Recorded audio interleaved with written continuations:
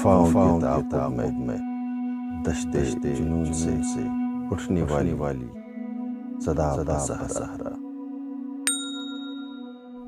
اقبال سے منسوب اشعار جو اقبال کی نہیں۔ عزیز ساتھیو، انٹرنیٹ کی دنیا میں اور بالخصوص فیس بک، انسٹاگرام، یوٹیوب اور ٹک ٹاک وغیرہ پر اقبال کے نام سے بہت سے ایسے اشعار گردش کرتے ہیں جن کا اقبال کے انداز فکر اور انداز سخن سے دور دور کا تعلق نہیں۔ اقبالیات کے ایک طالب علم ہونے، کلام اقبال اور پیام اقبال سے محبت کا تقاضا اور اقبال کا حق ہے کہ ہم ایسے اشعار کو ہرگز اقبال سے منسوب نہ کریں جو علامہ اقبال کے نہیں ہیں۔ ذیل میں ایسے اشعار کی مختلف اقسام اور مثالیں پیش کی جاتی ہیں۔ پہلی قسم ایسے اشعار کی ہیں جو ہے تو معیاری اور کسی اچھے شاعر کے، مگر انہیں غلطی سے اقبال سے منسوب کر دیا جاتا ہے۔ ایسے اشعار میں عموماً عقاب، قوم، سجدے، غیرت اور خودی جیسے الفاظ کے استعمال سے قاری کو یہی لگتا ہے کہ شعر اقبال کا ہی ہے، لیکن وہ علامہ اقبال کا نہیں ہوتا۔ اس قسم کے اشعار کی چند مثالیں پیش ہیں۔ 1. تندی باد مخالف سے نہ گھبرا اے عقاب، یہ تو چلتی ہے تجھے اونچا اڑانے کے لیے۔ یہ شعر دراصل سید صادق حسین صاحب کا ہے۔ 2. اسلام کے دامن میں اور اس کے سوا کیا ہے، ایک ضرب ید اللہ، ایک سجدہ شبیری۔ اس کا شاعر وقار امبالوی ہے۔ 3. قتل حسین اصل میں مرگ یزید ہے، اسلام زندہ ہوتا ہے ہر کربلا کے بعد۔ شاعر مولانا محمد علی جوہر ہے، نہ کہ اقبال۔ 4. خدا نے آج تک اس قوم کی حالت نہیں بدلی، نہ ہو جس کو خیال آپ اپنی حالت کے بدلنے کا۔ یہ شعر بھی غلط منسوب ہے جس کے شاعر مولانا ظفر علی خان ہیں۔ دوسری قسم کے ایسے اشعار ہیں جو ہے تو وزن میں مگر الفاظ کے چناؤ کے لحاظ سے کوئی خاص معیار نہیں رکھتے، یا کم از کم اقبال کے معیار یا اسلوب کے قریب نہیں ہیں۔ مثلاً عشق قاتل سے بھی، مقتول سے ہمدردی بھی، یہ بتا کس سے محبت کی جزا مانگے گا۔ سجدہ خالق کو بھی، ابلیس سے یارانہ بھی، حشر میں کس سے عقیدت کا صلہ مانگے گا۔ تیری رحمتوں پہ ہے منحصر میرے ہر عمل کی قبولیت، نہ مجھے سلیقہ التجا، نہ مجھے شعور نماز ہے۔ سجدوں کے عوض فردوس ملے، یہ بات مجھے منظور نہیں، بے لوث عبادت کرتا ہوں، بندہ ہوں تیرا مزدور نہیں۔ شاعر معلوم نہیں۔ تیسری قسم ان اشعار کی ہے جن میں لوگ اپنی بات کو معتبر بنانے کے لیے واضح طور پر من گڑت اشعار اقبال سے منسوب کر دیتے ہیں۔ مثلاً یہ اشعار غالباً شدت پسندی کے خلاف اقبال کے پیغام کے طور پر استعمال کیے جاتے ہیں، جبکہ ان کا اقبال سے دور دور تک کوئی تعلق نہیں۔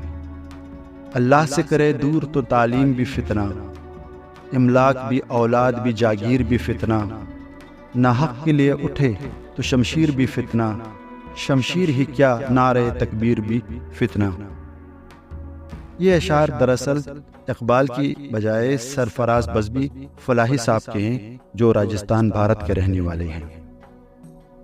تیسری قسم، اس قسم کے اشعار میں اقبال کو اپنا حمایتی بنانے کی کوشش مختلف مذہبی و مسلکی جہتوں کی طرف سے کی جاتی ہے۔ مثلاً پوچھتے کیا ہو مذہب اقبال، یہ گناہگار بو ترابی ہے۔ وہ روئیں جو منکر ہیں شہادت حسین کے، ہم زندہ و جاوید کا ماتم نہیں کرتے۔ یہاں سر شہادت کی اگر تفسیر ہو جائے، مسلمانوں کا کعبہ روضہ شبیر ہو جائے۔